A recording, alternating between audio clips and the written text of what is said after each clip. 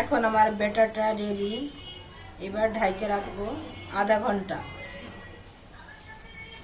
দিব দুধ খিসাটা বানানোর জন্য, একটু গুঁড়া দুধ, একটু চালের গুঁড়ো,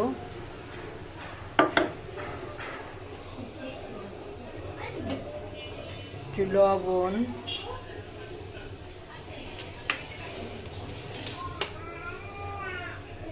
চিনি, এভাবে গুলিয়ে খিসাটা বানাবো। একটু নারকেল কোরানো,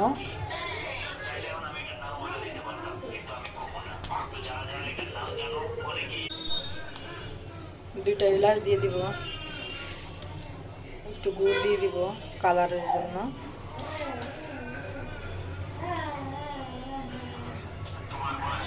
এখন বানাবো খিসা।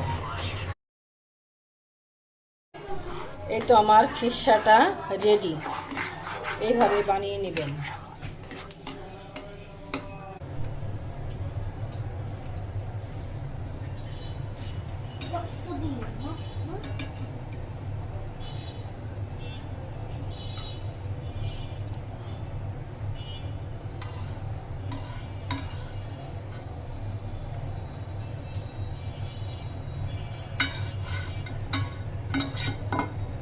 মাশাআল্লাহ, পিঠাটা অনেক সুন্দর হয়েছে।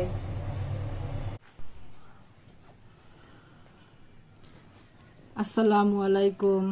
এই তো আমার পিঠাটা, পাটিসাপটা পিঠা রেডি।